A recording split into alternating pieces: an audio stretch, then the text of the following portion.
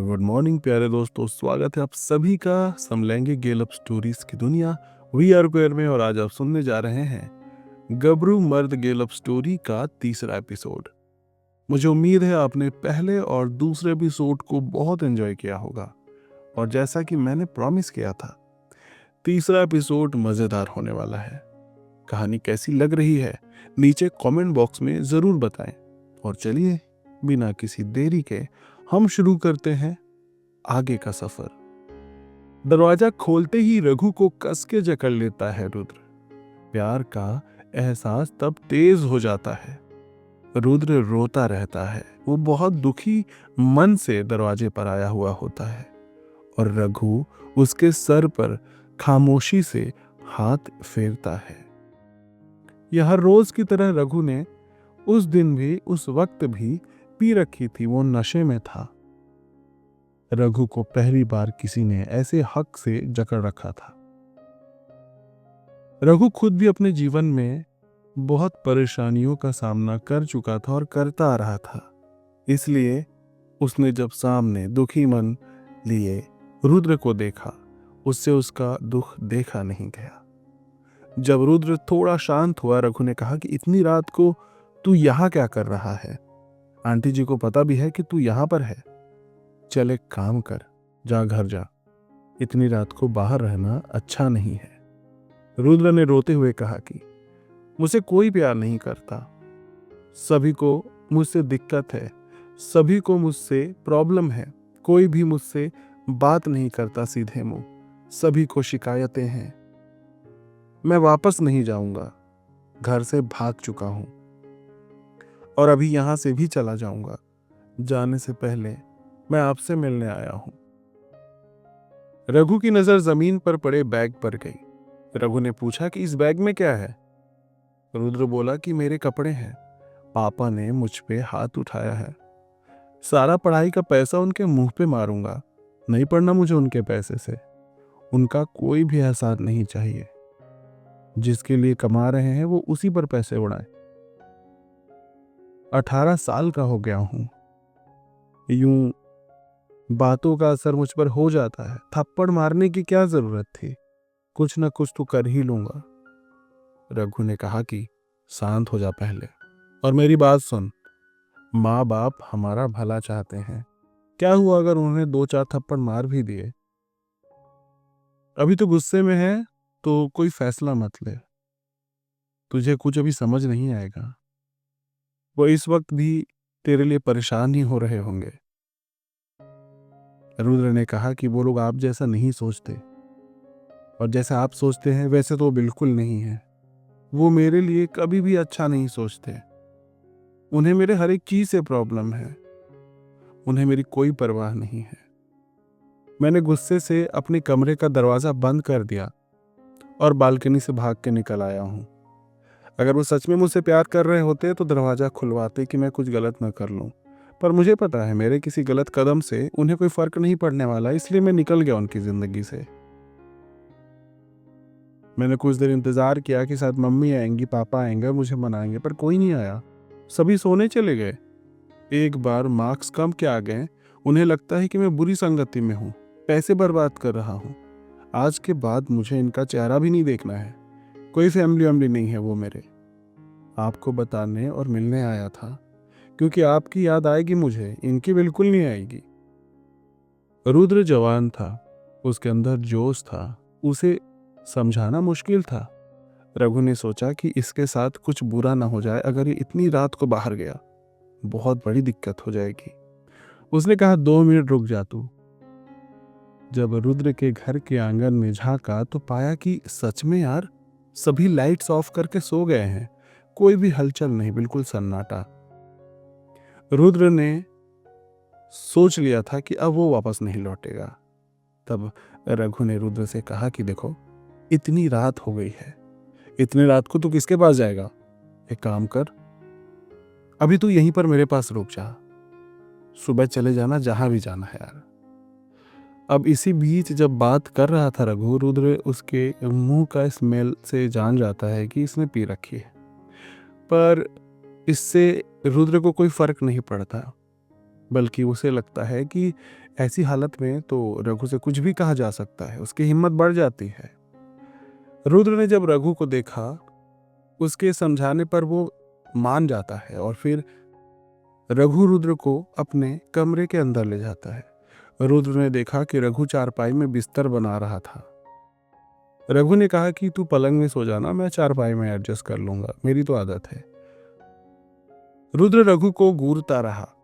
अब सोने से पहले रघु ने पैंट उतार दी और बनियान भी उतार दिया, कंफर्टेबल फील करने के लिए, और अब उसकी वेल टोन्ड मस्कुलर बॉडी दिखाई दे रही थी।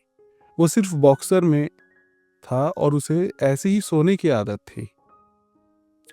इतने पास से टांगों की नसें और छाती के बालों के बीच की नसें देखकर रुद्र को उस पे और प्यार आने लगा, क्योंकि शारीरिक बनावट रघु की बहुत ज्यादा आकर्षक थी। रुद्र मन ही मन उस पल को सोचने लगा जब रघु ने उसे गले से लगाया था।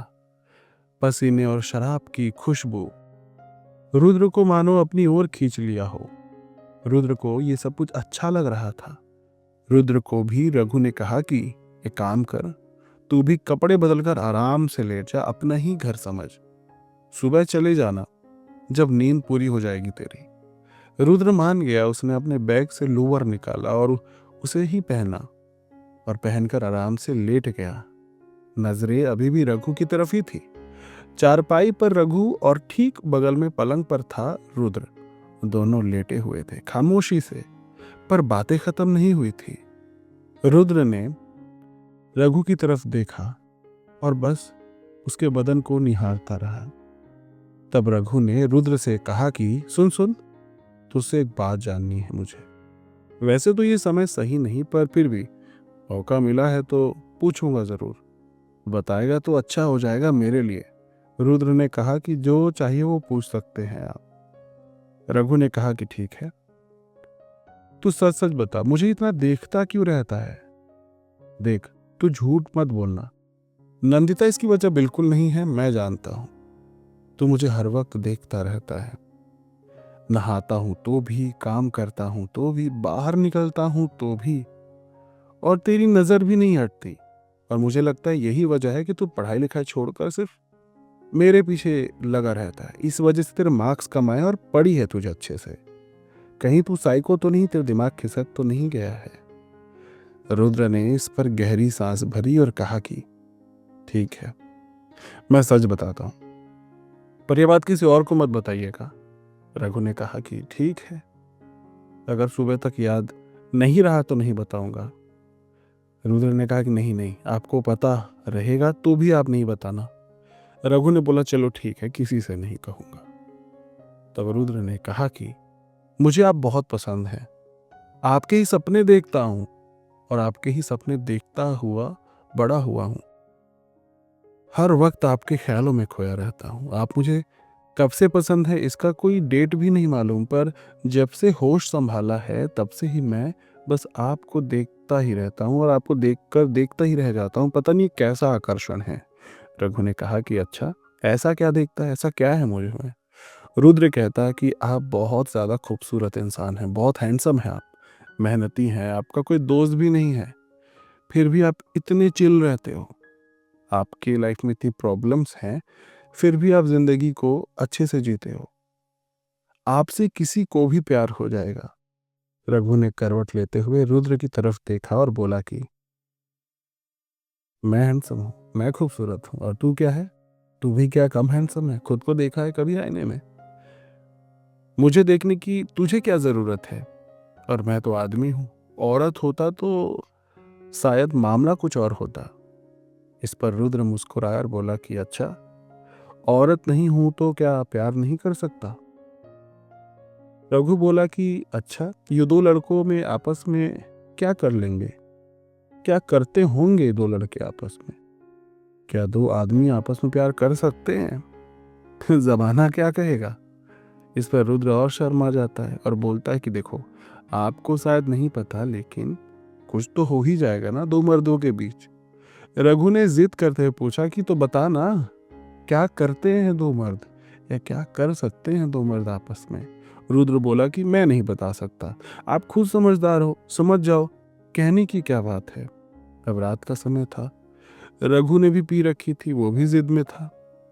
और रघु तो पसंद भी करता था रुद्र को, बस अपनी फीलिंग्स से वो डील कर रहा था। वो चाहता था कि जो कुछ भी है वो बस सामने आ जाए। रुद्र ने कहा कि मैं बता नहीं पाऊंगा। रघु के बार बार जिद करने पर रुद्र ने कहा कि ठीक है, मैं बता तो नहीं पाऊंगा, लेकिन हाँ करके दिखा सकता हूं कि दो पुरुष आपस में क्या कर सकते हैं। बाद में अगर अच्छा नहीं लगा तो मुझसे मत कहना। इस बात को रघु मान गया और फिर रघु के परमिशन मिलते ही रुद्र खुश हो गया। रुद्र रघु के ठीक बगल में आकर के लेट गया। उसने रघु के सीने पर सिर रखा, सर पर हाथ फेरा और फिर किस कर लिया। और ये पल वहीं पर मानो थम गया हो। रघु का शरीर एकदम गर्म हो गया। ये खूबसूरत एहसास, उसके जिस्म में एक खूबसूरत एहसास ने जन्म ले लिया था। और फिर उस रात रघु और रुद्र के बीच नजदीकियां बहुत ज्यादा बढ़ गई। पर दोनों में से रघु ने खुद को रोकना चाहा। नशे की हालत में भी उसे पता था कि शायद ये गलत है, पर रुद्र नहीं रुकना चाहता था। उसे तो मौका मिला था। और फिर रघु और रुद्र ने सारी सीमाएं पार कर दी। सारी रात दोनों एक दूसरे की बाहों में प्यार करते गुजार देते हैं। सुबह जब आंख खुली रुद्र गायब था बिस्तर से, पर उसका अंडरवेयर रघु के हाथों में रह गया था। रघु ने देखा कि बिस्तर में लाल लाल कुछ लगा हुआ है। और तब उसे सब कुछ याद आ जाता है कि क्या हुआ था रात में। रात के नशे में धुत उनको कुछ याद ही नहीं था। अब उसका दिमाग खुल चुका था। रघु समझ गया था कि वो बहक गया था। उसे डर था कि खून बहा है, मतलब रुद्र को उसने चोट पहुंचा दिया है। रघु खुद को कोसने लगता है। वो घबराने लगता है कि उसने आखिर ऐसा क्यों ही किया। वो डर जाता है। और तभी बाहर दरवाजे पर रुद्र की माँ आवाज देती है कि अंदर रघु है क्या। मामी जी जाती हैं और बात करते हुए बताती है कि हाँ अंदर सो रहा है अभी। अब इस पर रघु बेचारा घबरा जाता है कि कुछ तो गड़बड़ हो गया, कुछ तो बड़ी गड़बड़ी मैंने कर दी है, जिसकी वजह से रुद्र की माँ बाहर दरवाजे पर खड़ी है।